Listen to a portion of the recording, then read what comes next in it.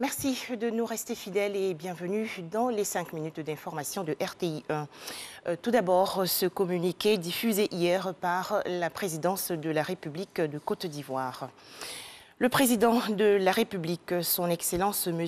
Alassane Ouattara, a procédé hier, lundi 8 mars 2021, à la signature de 2 décrets portant intérim de M. Ahmed Bakayoko, Premier ministre, chef du gouvernement, ministre de la Défense, absent pour des raisons médicales.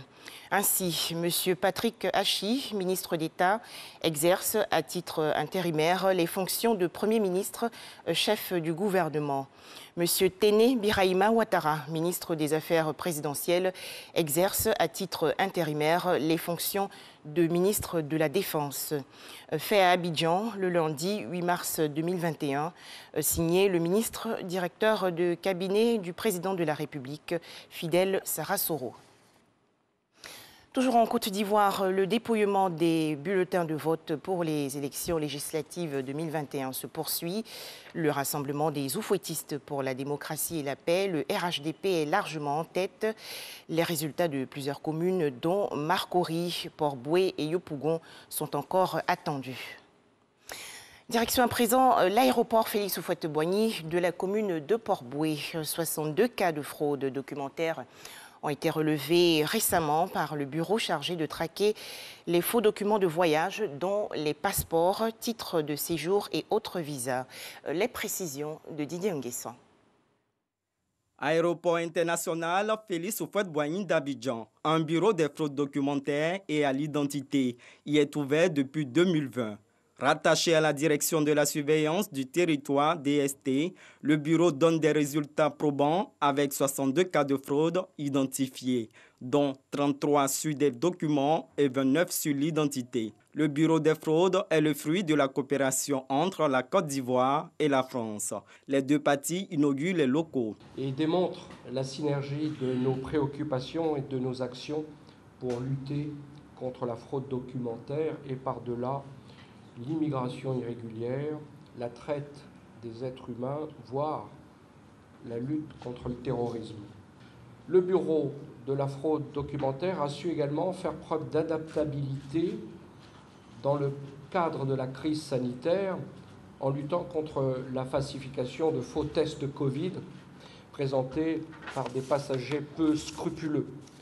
Équipé entre autres de matériel informatique et de détection de pointe, le bureau est à la pointe de la détection de faux documents.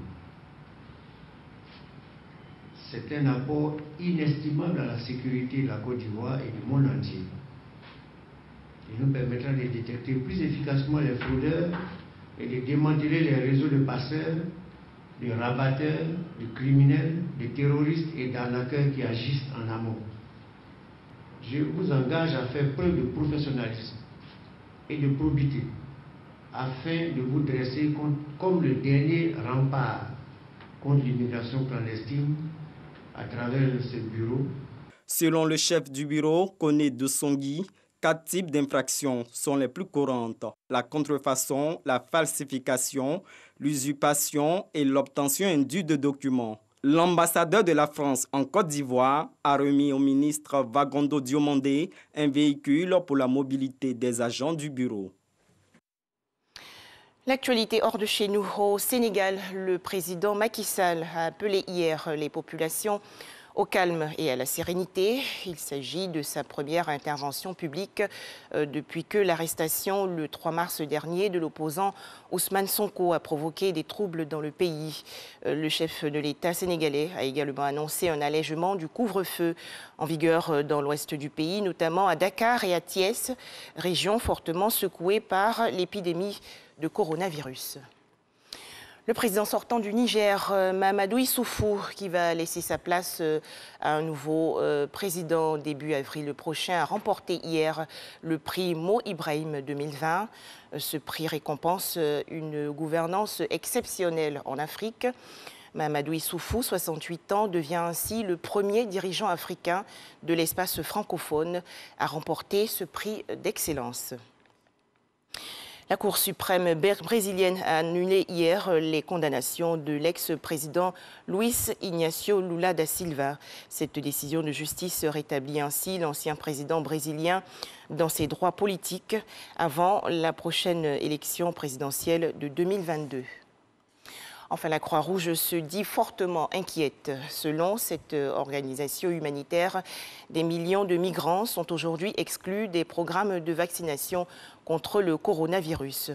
À Genève, en Suisse, la Croix-Rouge rappelle que le virus va continuer de circuler si tout le monde n'est pas vacciné, peu importe qu'il ait des papiers ou non. Voilà, merci de nous avoir suivis. L'information revient à 13 h dans le cadre du journal.